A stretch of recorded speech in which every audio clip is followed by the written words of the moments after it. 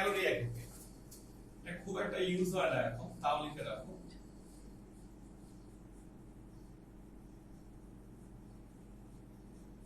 Calorie এককে আর এর মান নির্ণয় করা। সো আমরা যদি এসআই পদ্ধতিতে যাই, আমরা সবাই জানি আর এর মান হচ্ছে 8.31 জুল পার মোল পার কেলভিন। সো আমরা সবাই জানি যে 1 ক্যালোরি সমান সমান হচ্ছে 4.18 জুল। কেউ যদি চাও যেটা ক্যালোরিতে নিতে, তাহলে 8.31 কে 4.18 দ্বারা ভাগ করে দাও, তাহলে ক্যালোরি হয়ে গেল পার মোল per kelvin.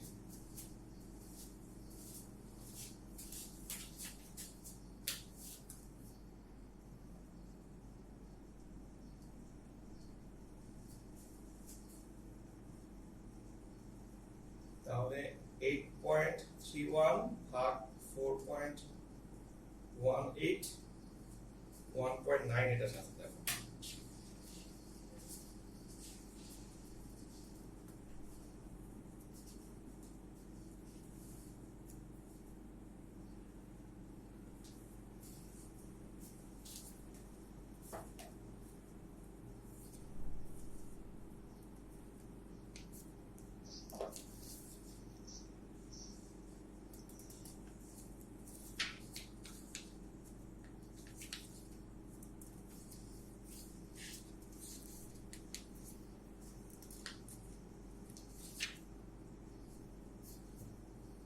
One point nine eight eight or 1.987 আছে মনে হয় 1.988 ক্যালোরি পার মোল পার কেজি। লিখে বলো, এটা লিখে গেল মানটা। এটা হচ্ছে ক্যালোরি এককে আর এর মানটা হচ্ছে 1.988 ক্যালোরি পার মোল পার কেলভিন। সো আর এর মান বের করার পরে যেটা আমাদের কাজ এখন, সেটা হচ্ছে আমরা এখন আদর্শ সমীকরণের আদর্শ গ্যাস সমীকরণ, সেটা জানো কিনা যে পিভি সমান সমান এনআরটি কে বলা হয় আদর্শ গ্যাস সমীকরণ। সো আমরা এখন শিখবো হচ্ছে আদর্শ গ্যাস সমীকরণের ব্যবহারগুলো কি কি। এক নম্বর লেখো আণবিক ভর নির্ণয়। এক নম্বরে লেখো আণবিক ভর নির্ণয়।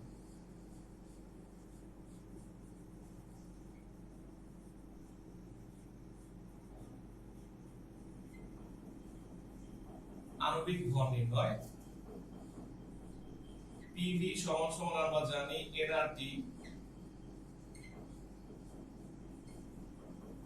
মোলকে প্রকাশ করা হয় ভর বা আণবিক ভর দ্বারা। ঘাবড়া যেও না, কোন কোন জায়গায় ভরকে ছোট হাতের ডাব্লিউ দিয়ে লেখে, কোন কোন জায়গায় ছোট হাতের এম দিয়েও লেখে। কেমন? কেউ তো এম দিয়েও লেখে, লিখলেই হয়ে যায় এটা। সুতরাং এম সমান সমান এম সমান সমান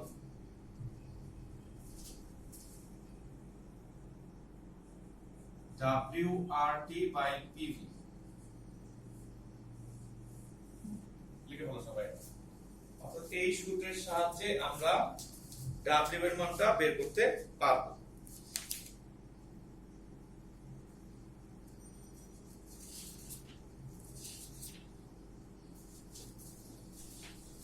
লেখো এটা।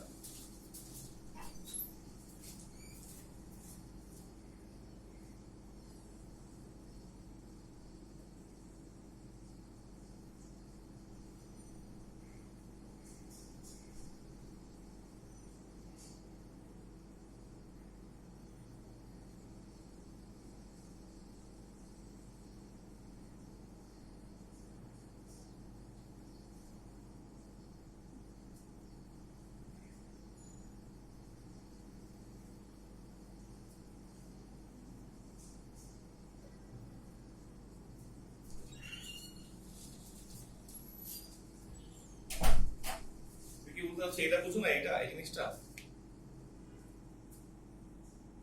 আচ্ছা আমি বলি, আমরা আদর্শ গ্যাস সমীকরণটাতে অনেকটা সূত্র বানাবো আজকে। একটা হচ্ছে পিভি সমান সমান এনআরটি, মোল মানে হচ্ছে ভর বাই আণবিক ভর। তো কোন কোন জায়গায় এই w কে দেখবা ছোট হাতের n দিয়েও লিখছে, কোনো সমস্যা নাই। সো pv সমান সমান যদি nrt হয়, সো m হচ্ছে wrt বাই pv, অর্থাৎ আণবিক ভর বের করার সূত্র দাঁড়াইলো wrt ডিভাইডেড বাই pv। ঠিক আছে, wrt বাই pv। পয়েন্ট 2 হচ্ছে গ্যাসের ঘনত্ব নির্ণয়। সো pm সমান সমান w বাই vrt, বা আমরা সবাই জানি ভর বাই আয়তন মানে হচ্ছে ঘনত্ব।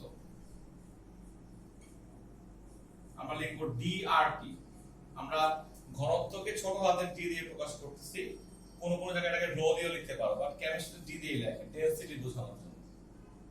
সো ফাইনালি তোমার সূত্র হয়ে গেল pm বাই rt।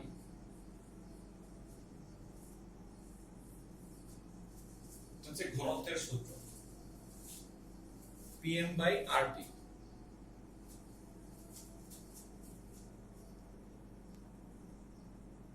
ঘনত্ব সমান সমান pm বাই rt।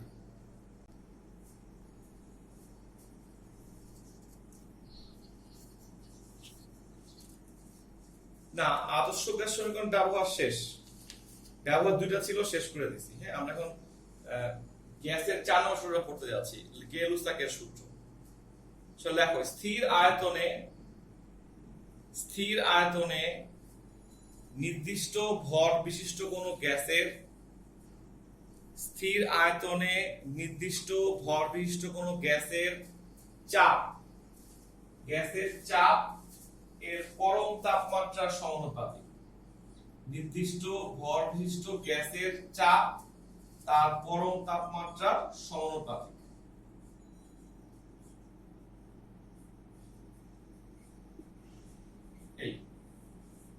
এই হচ্ছে আমাদের বিজ্ঞানী গেলুসাকের সূত্র। এটা বেশি পরিচিত চাপীয় সূত্র নামে। এই সূত্র থেকে আমরা একটা গ্রাফ শিখব। গ্রাফটার নাম লিখে ফেলো চাপ বনাম তাপমাত্রা লেখচিত্র। গ্যাসের চাপ তার পরম তাপমাত্রার সমানুপাতিক। গ্রাফটা যদি আমরা আঁকি, দাঁড়াচ্ছে হচ্ছে এরকম।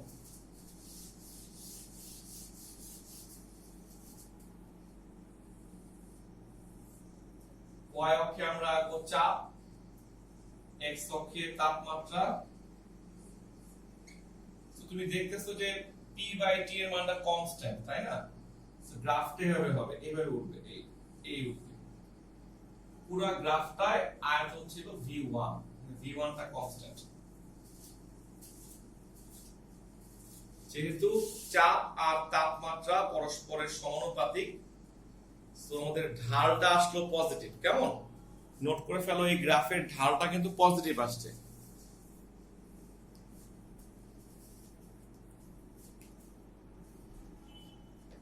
তারপরে ওই আগের মতো করে দেখো, আমরা যদি এখানে আয়তনের পরিমাণটা v1 থেকে চেঞ্জ করে v2 করি, মানে v1 এর থেকে যদি আমরা v2 পরিমাণটা বাড়াই, এই আয়তনে যদি একটা গ্রাফ আঁকি, গ্রাফটা হবে এই। নেমে গেল গ্রাফটা। আর যদি আয়তনের মানটা আরো বাড়াই, তখন গ্রাফটা হবে এই। এটা v2 এর জন্য, এটা v3 এর জন্য।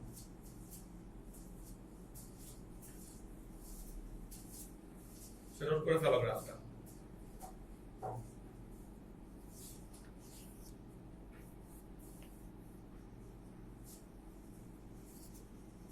মনে রাখবা, এই গ্রাফগুলো যেহেতু আয়তন সমান থাকে, এই গ্রাফগুলোর নাম হচ্ছে আইসোকোর। আইসোকোর লেখচিত্র, আইসোকোর মানে বাংলায় বলা হয় সম আয়তনীয়।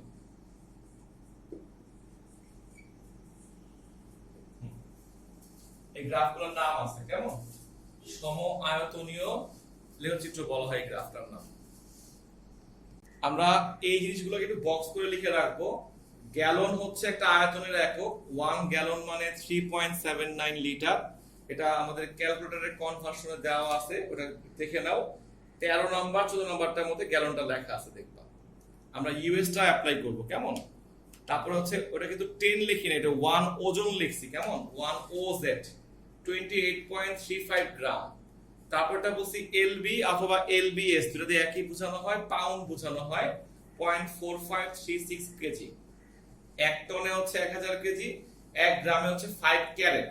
তো অনেকেই ক্যারেটের নামটা শুনছো, ওই 1 গ্রাম দিয়ে বোঝানো হয় 5 ক্যারেট। সো টপিকস এর নাম হচ্ছে ব্যাপন, আমরা ইংলিশে বলবো ডিফিউশন।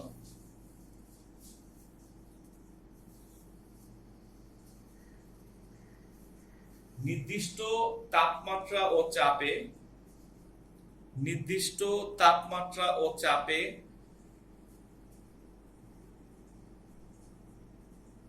নির্দিষ্ট তাপমাত্রা ও চাপে কোনো মাধ্যমে,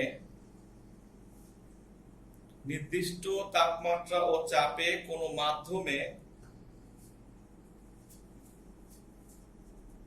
পদার্থের উপাদানসমূহের স্বতঃস্ফূর্ত ও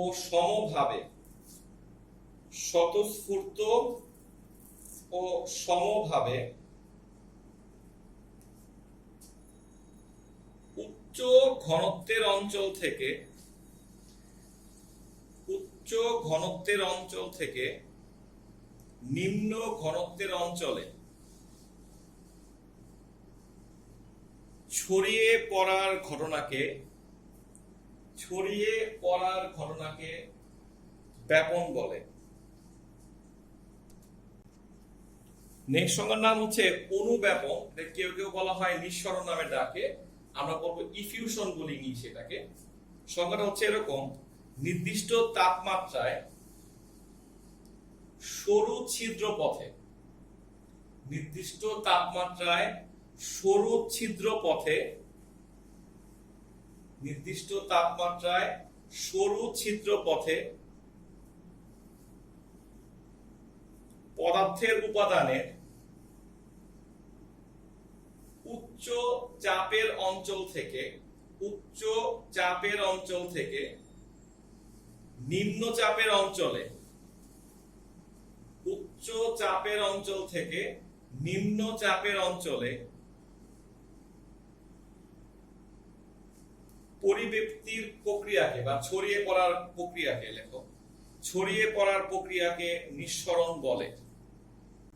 বেসিক ডিফারেন্সটা হচ্ছে ব্যাপন জিনিসটা হবে স্বতঃস্ফূর্ত, হ্যাঁ স্বতঃস্ফূর্ত। অনুব্যাপন জিনিসটা হবে যেটা স্বতঃস্ফূর্ত না। সংজ্ঞাতে দেখতেছো যে উচ্চ চাপের অঞ্চল থেকে, অর্থাৎ ধরো আমার কাছে একটা হ্যান্ড স্যানিটাইজার আছে, আমি দেখাচ্ছি, এই একটা স্প্রে আছে আমার কাছে, এটা তো এটাকে যদি আমি সারা দিন ধরে রাখি আমার কাছে এটা আসবে না। আমি প্রেস করি, একটা প্রেস করলে কি হলো, এই চাপ প্রয়োগ করলাম, এটা স্বতঃস্ফূর্ত না, চাপ প্রয়োগ করার কারণে ও বের হয়ে আসছে, তারপর ছড়ায় পড়তেছে এবং সরু ছিদ্র পথ দিয়ে বের হয়ে আসছে। চাপ দিব, ওই যে দেখো এই, ঠিক আছে, দিলে এই যে এটা বের হয়ে আসলো না, এই সরু ছিদ্র পথে উচ্চ চাপের অঞ্চল থেকে নিম্ন চাপের অঞ্চলে, যেখানে আমি চাপটা বেশি প্রয়োগ করলাম এটা হলো উচ্চ চাপ, আর যেদিকে চাপটা কম সেদিকে ছড়ায় নিম্ন চাপ। সো তার নাম হচ্ছে অনুব্যাপন। একদম সহজ ব্যাখ্যা হইলো যা স্বতঃস্ফূর্ত না, যেখানে তাপমাত্রা, চাপ অথবা ঘনত্ব অথবা আয়তন কোনো একটা পরিবর্তন করতে হবে, সেটাই স্বতঃস্ফূর্ত না। আচ্ছা, এখন তুমি তোমার গায়ে একটা পারফিউম মাখার সময় যখন স্প্রে করতেছো, এটা হচ্ছে অনুব্যাপন নিঃসরণ। কিন্তু গায়ে মাখার যাওয়ার পরে তুমি যখন রাস্তা দিয়ে যাচ্ছ, তখন তোমার যে গায়ে সুগন্ধিটা আসতেছে, এটা হচ্ছে ব্যাপন। কারণ আমি যদি নাও চাই আমার গায়ে থেকে কোনো সুগন্ধি বের হোক, তখন ওটা বের হবে। সো ওইটা হচ্ছে ব্যাপন। অনুব্যাপন মানে হচ্ছে যে আমার গায়ে আমি স্প্রে করতেছি, এটা হচ্ছে অনুব্যাপন। আর তারপর আমার গায়ে থেকে যখন সুগন্ধটা বের হয়ে ছড়া যাচ্ছে, এটা হচ্ছে আমার জন্য ব্যাপন। সো ব্যাপনের মেইন ওয়ার্ডটাই হচ্ছে স্বতঃস্ফূর্ত। এটা সবাই মাথায় রাখবে, কেমন? সবাই লেখো, 1 নম্বরে লেখো, ব্যাপন একটা স্বাভাবিক প্রক্রিয়া। মৃত্তিকা হাত তুলছে কিছু বলবা? তাহলে ফার্স্ট পয়েন্ট লেখো ব্যাপন একটা স্বাভাবিক প্রক্রিয়া, আর ওই পাশে লেখো নিঃসরণ একটা কৃত্রিম প্রক্রিয়া।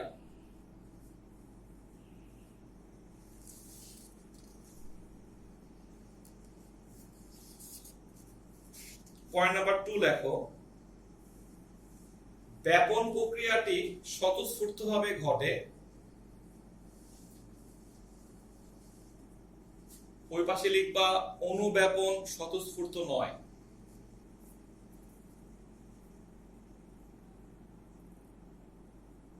তিন নম্বরে লিখবা ব্যাপন একটা ধীর গতির প্রক্রিয়া, ধীর গতি। অনুব্যাপন একটা দ্রুত গতির প্রক্রিয়া।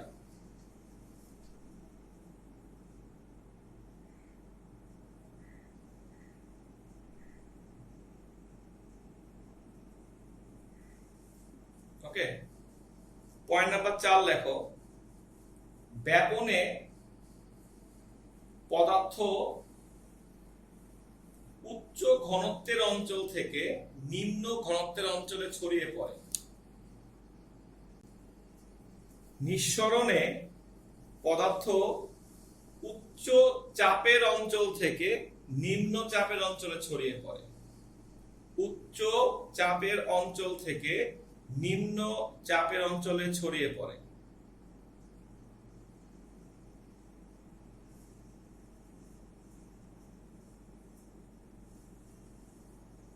চারটা পয়েন্ট হলো না সবার?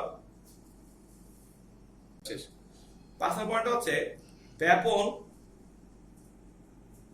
ব্যাপনে লেখো ব্যাপনে প্রাথমিক ও শেষ অবস্থায় পদার্থের চলাচলে কোনো বাধা নেই।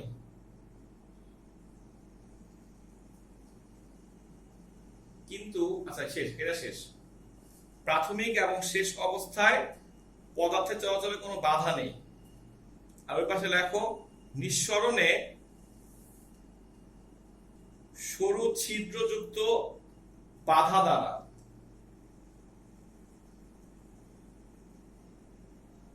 দুইটা অবস্থা পৃথক করা হয়। পয়েন্ট 6 দিতে পারো যে ব্যাপন হচ্ছে সব দিকে ছড়ায় আর নিঃসরণটা হচ্ছে একমুখী হয়। বলবা ব্যাপনের হারকে আমরা বলি রেট অফ ডিফিউশন। রেট, এটাকে রেট বলা হয়, আর এ টি ই। সো আমরা এভাবে লিখতে পারি যে টি সময়ে ব্যাপিত হয় মানে ছড়ায় পড়ে ভি আয়তনের গ্যাস। এখানে খেয়াল রাখো আমরা কিন্তু এখানে ভি দ্বারা আয়তন বোঝাচ্ছি, কেমন? ভি আয়তনের গ্যাস। সুতরাং একক সময়ে ব্যাপিত হয় ভি বাই টি আয়তনের গ্যাস। আজকের পর থেকে আর মানে হচ্ছে ভি বাই টি লিখে ফেলো। সো খেয়াল রাখবা আয়তনের এককটা কি দেওয়া থাকে সেভাবে লিখবা। তাহলে যেগুলো বলে মিটার কিউব বলে, মিটার কিউব এটা তাহলে সেকেন্ড বলে, তাহলে এইভাবে আসবে। লিটারে বলে লিটার পার সেকেন্ড আসবে, যেভাবে বলবে সেভাবে লিখতে হবে আর কি। হ্যাঁ, সো সূত্র হয়ে গেল আর সমান সমান ভি বাই টি, যেখানে আর হচ্ছে ব্যাপনের হার, ভি হচ্ছে আয়তন, টি হচ্ছে সেকেন্ড বা সময়। টপিকসটার নাম হচ্ছে গ্রাহাম।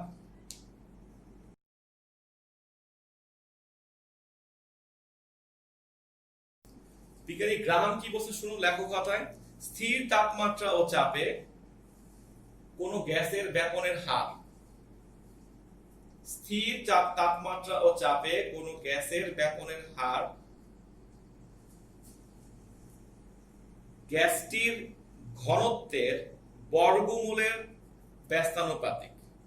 আমরা পড়তেছি হচ্ছে গ্রাহামের ব্যাপন সূত্রের প্রমাণটা কি, মানে উনি কি বলতে চাচ্ছেন। উনি বলতেছেন ব্যাপনের হারটা হচ্ছে ঘনত্বের বর্গমূলের ব্যস্তানুপাতিক। আমরা কে দিয়ে সমান করলাম, একটা গ্যাসের নাম ধরছিলাম এ, তাহলে আর এর জন্য এটা হবে ডি এ, এ গ্যাসের ঘনত্ব। সেম ভাবে আর বি তুমি কি চাইলে 1/2 করতে পারো। শুধু খেয়াল রাখবা যেহেতু ব্যস্তানুপাতিক বলছে, যেই গ্যাসটার ব্যাপনের হারটা উপরে লিখবা তার ঘনত্ব নিচে হয়। এই পার্টের ম্যাথগুলো সবাই এই ভুলটাই করে বসে। যেই ব্যাপনের হারটা উপরে হবে তার ঘনত্ব নিচে হবে, এটা খেয়াল রাখলেই হলো। কেমন? আচ্ছা, তাহলে আরবি এটা আরএ, এটা ডিএ, এটা ডিবি। কেমন? এখন এটা একটু চেঞ্জ করা যায়, খেয়াল করে দেখো। আমি যদি ধরে নেই যে ঘনত্ব ডিএ, এ গ্যাসের ঘনত্ব হবে ভর বাই আয়তন।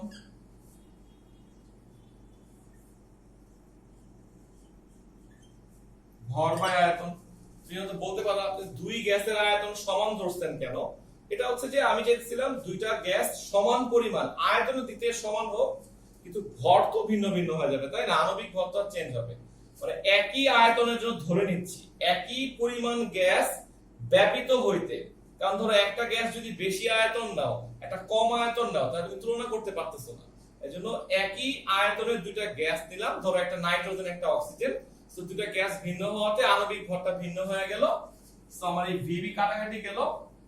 ফাইনালি আমার চলে আসলো RB by RA root over MA by MB. Okay, সবাই নোট করে ফেলো, জিনিসটা নোট করে ফেলো।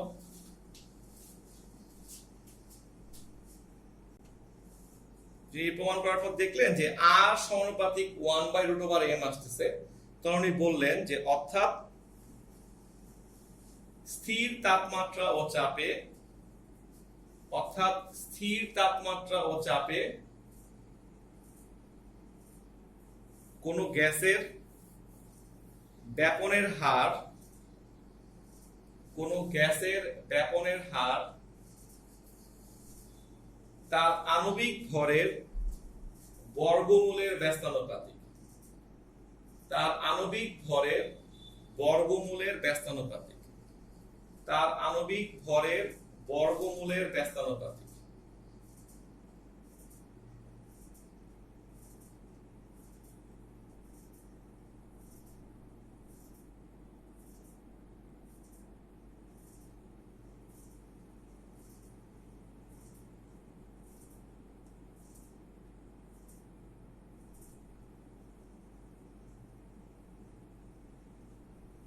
ওকে, কোশ্চেনটা হচ্ছে গ্রাহামের ব্যাপন সূত্র থেকে কিভাবে ব্যাপনের হারের সাথে আণবিক ভরের সম্পর্ক পাওয়া যায়। ব্যাপনের হারের সাথে আণবিক ভরের সম্পর্ক পাওয়া যায়। ব্যাপনের হারের সাথে আণবিক ভরের সম্পর্ক পাওয়া যায়।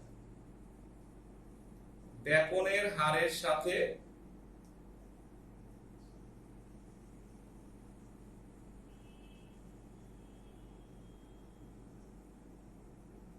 ব্যাপনের হারের সাথে আণবিক ভরের সম্পর্ক পাওয়া যায়। যদি কখনো কোশ্চেনটা এইভাবে আসে, অ্যানসারটা হচ্ছে এইটা। কেমন? যেটা আমি লিখে দিলাম আপনি, তাহলেই হবে।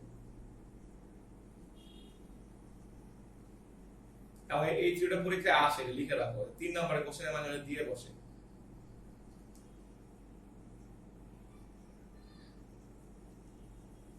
ওকে, তো সবাই খেয়াল করো, এই কয়টা সূত্র দিয়ে আমরা নেক্সট ক্লাসে ইনশাআল্লাহ ব্যাপনের ম্যাথ শুরু করব।